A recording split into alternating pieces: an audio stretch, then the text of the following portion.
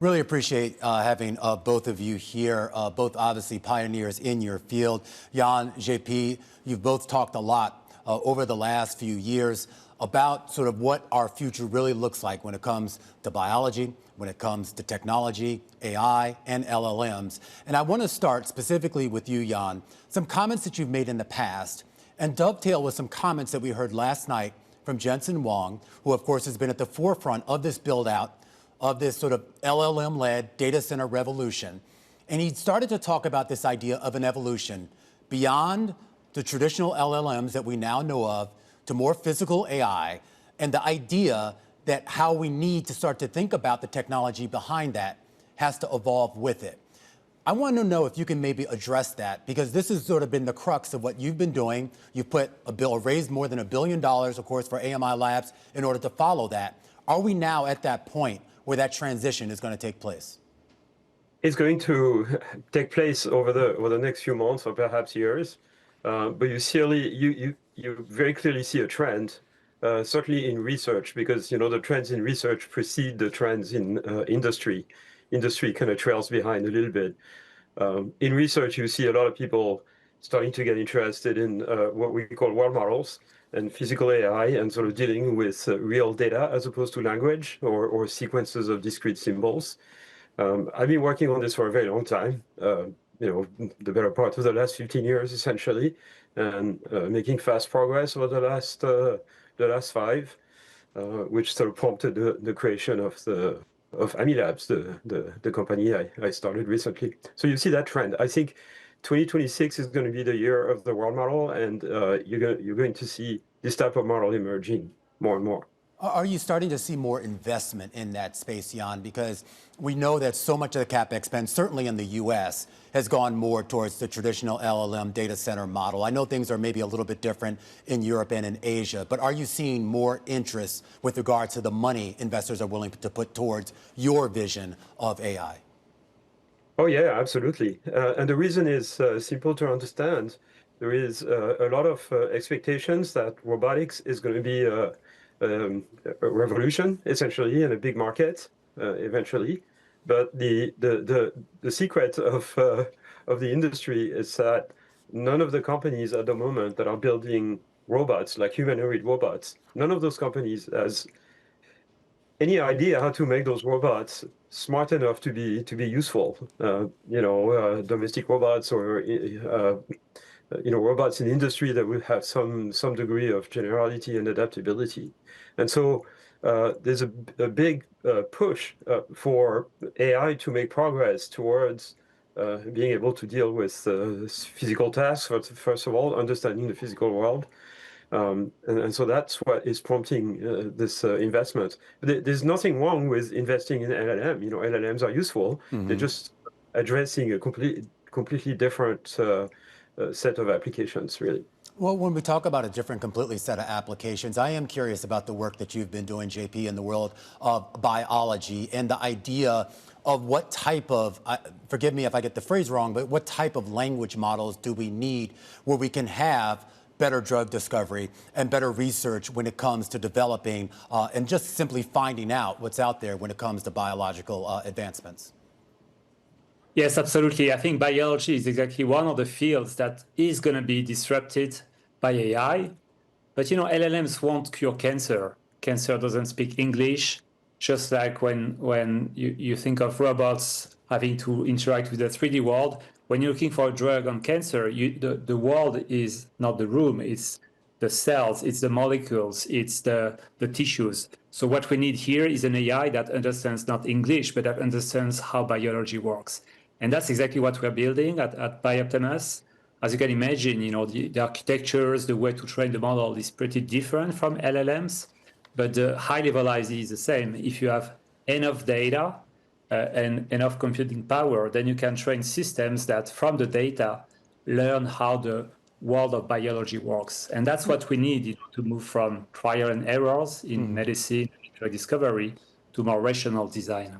Well, but as we're sort of trying to build the technology that kind of learns from physicality, biology, et cetera, JP, I am curious about sort of what actually is required, what more is required when it comes to the sensors, when it comes to the data, the compute, and really just the overall architecture of what you are trying to build. So there are many pieces in the puzzle. I think something quite specific in biology and in the models we build is a notion of multimodality and multi-scale. So to be concrete, when you want to understand cancer or develop a drug, you need to be able to relate what happens at the level of molecules. The drug is a small molecule, but the impact is at the level of a full body, full organism. So part of the complexity of it is being able to collect the data and to build models that connect the different scales of biology, from molecules to a metabolic pathway, to a cell, to a complex tissue. So I think this is something quite specific in biology, which in turn means that we need to develop new AI models, with dedicated ways to train them. It's a bit different. So there are similar concepts to LLM and world model, but they have to be specified to be able to learn from the data we have, again, which go at different scales. I think that's the main complexity. So, Yann, is that something that has to be done from scratch, or can you kind of take some of the existing LLM paradigm, the LLM models out there, and build on that to that vision? No, it's really a different architecture. So, of course, all of this uses neural networks and deep learning, and the techniques that have been developed over the last few decades to train those systems are the same, but the architecture must be different because the way an LLM works is that you train an LLM to predict the next word in a text, essentially, and because there is a finite number of words, it's relatively simple to. You cannot predict exactly which word will follow a particular sequence of words, but you can produce some sort of probability distribution over all possible words in a dictionary. But when you try to use the same kind of technique to train from, let's say, from video or from sensor data, from biological measurements and things like this, it doesn't really work because there's an infinite number of plausible predictions that are all compatible with what you observe. If you ask a system to predict what's going to happen next in a video, there's basically an infinite number of plausible things that may happen. And so those generative AI architectures that are used and so successful with language really do not work for the real world. You have to come up with new architectures. The ones we use are called JEPA. That means joint embedding predictive architectures.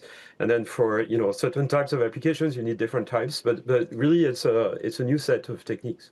I am curious, though, too, and this is a question for you, Yann, but it applies to both of you, because both of you at one point were basically under the umbrella of some of the large companies at the forefront of it, whether we're talking about Google and Alphabet or over at Meta. Why did you feel the need that in order to see out your vision, you basically needed to do it more as a startup rather than through what was already an existing, let's face it, multi-trillion-dollar apparatus in those two companies that I just named? Yann? A number of reasons. So the first reason is that Meta, felt it was kind of falling behind a little bit the state of the art in LLM. So it chose to refocus most of its efforts on catching up with the rest of the industry. And there is this phenomenon in Silicon Valley where basically everybody is working on the same thing. Everybody is trying to sort of be in the race of LLM. It's kind of digging the same trench. What I was working on and still working on is different. And to some extent, LLMs were kind of sucking the oxygen out of the room. So that's one factor. The second factor is that the results we were starting to get were really promising. And so it was time to make the transition from, academic-like research, if you want, to sort of go into high gear and make those things real. The third factor was that most of the applications of this sort of new, physical AI, if you want to call it, is in industry, and these are domains that Meta was not particularly interested in, controlling industrial processes or robotics or health for that matter. And then the third factor was that there was visibly a lot of interest from investors to really make a bet on this next revolution. Well, they've certainly made a bet on you, Yann. They're making a bet on you too, JP. And I am curious about the geography of this as well. I sit in the U.S., and of course, let's face it, us folks, us Americans, we have a certain worldview of ourselves. And there's been sort of this knock amongst U.S. investors that Europe wasn't innovating, that Europe was not the place to go if you were looking to invest in AI. Both of you are headquartered in Paris. And I am curious if that is sort of a misconception. Is there a startup culture and a technology culture that is advancing in the AI space in a way that can be commensurate, at least in terms of scale, with the United States? Yeah, I really think so. I mean, probably it started a bit later than in the US, but when you think of Paris, I think one of the main ingredients is the talents, right? Well-educated people, especially in CS, computer science, in applied mathematics. We have all of that in France, in Paris in particular. If you look at the ecosystem now, you have all the frontier AI labs, including the large players have research labs in Paris. And in the last few years, we've seen really many startups, very innovative startups emerging. I would say, having myself live, in California, for example, probably Silicon Valley is very good for velocity consumer product. But when you think of deep AI, deep tech, scientific grounded AI, requiring very deep expertise. In my case, we need AI, but we need knowledge in biology, in medicine, etc. I think Paris is an extraordinary place for that. Final question, and I want both of you to kind of weigh in on this idea. It was about 3.5 years ago when ChatGPT was released to the public. That was, for better or worse, kind of a watershed moment, at least in terms of the awareness of artificial intelligence and the desire to invest in it. When we talk about your world model vision of AI, when do you think we might get to that watershed moment, and what do you think it might look like? Easy question. That's a big question. We're giving ourselves a relatively long runway. We're kind of hoping we're not going to get as much time as we planned. We're quite sure we're going to have effects on practical applications with our methodology within 1 year or so, with sort of a few select industry partners. But then, if we're talking about a consumer-facing system that everyone can use, perhaps that will be driving their domestic robots. We're talking 3 to 5 years roughly. So the full-fledged version of that technology, if you want, is probably 3 to 5 years away. But LLMs were used before ChatGPT, before they came to the fore. There was the same type of technology was used internally at companies like Meta and Google to do things like content understanding, for ranking, for content moderation, for all kinds of things, right? For translation. So the technology gets used in sort of B2B style applications long before they become sort of a consumer item. And JP, I'll give you the last word here. Yeah, I think in biology it's much quicker. Actually, it's already here. It's less visible from the general public because a lot of our use cases applications are used in drug discovery, in biotech, in hospitals. But for example, AI models for protein design are literally used in every company today, even though they did not exist 5 years ago.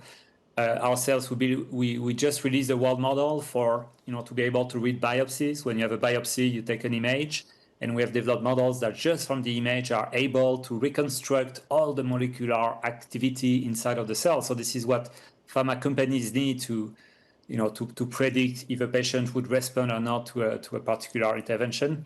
These things are working today. So we are really at the beginning of the use of these models at scale in the industry.